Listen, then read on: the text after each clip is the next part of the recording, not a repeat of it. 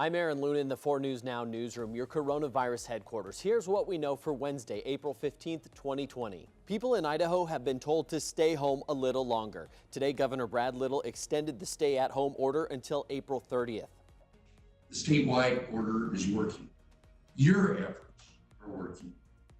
We can only imagine how many more cases and deaths we would have today if we hadn't sacrificed together to slow the spread. We are truly seeing a flattening of the curve. Today, I'm announcing that after intensive consultation and deliberation, I've decided to extend the statewide stay-home order to April 30th, with some exceptions to begin to allow our economy to reopen safely. In Olympia today, Washington Governor Jay Inslee laid out his plan for restarting the state's economy. So our social distancing effort has to be successful to a given level to reduce the number of people that actually are actively infected in the state of Washington. That then sets the stage for the second stage of this effort, which is the individualized effort, where we test people rapidly, where we isolate them rapidly, where we treat them rapidly. And you might think of this as, to get to that second stage, we need to build the equivalent of a fire brigade. You know, when your house is on fire, you call the fire department and they come very, very rapidly.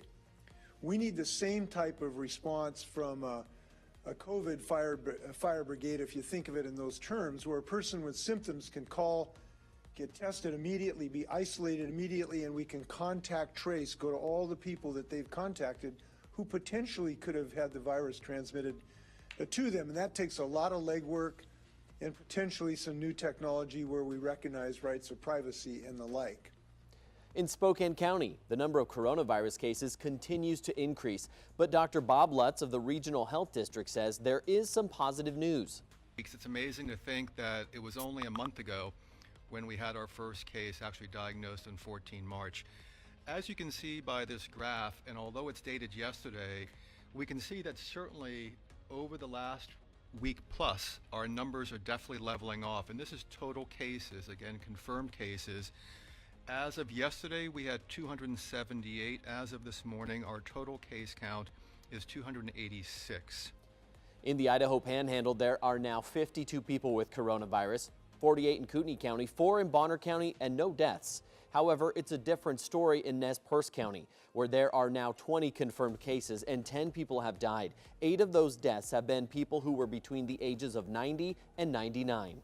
Congresswoman Kathy McMorris Rodgers announced $65 million in grants for Eastern Washington airports impacted by COVID-19. Spokane International Airport will receive $29.5 million. Walla Walla Regional Airport, $18 million, and the Pullman-Moscow Regional Airport, $18 million as well.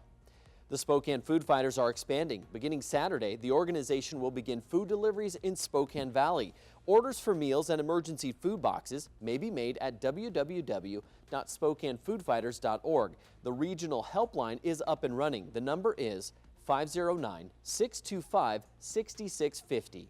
From the 4 News Now newsroom, I'm Aaron Luna. That's what we know on April 15th, 2020.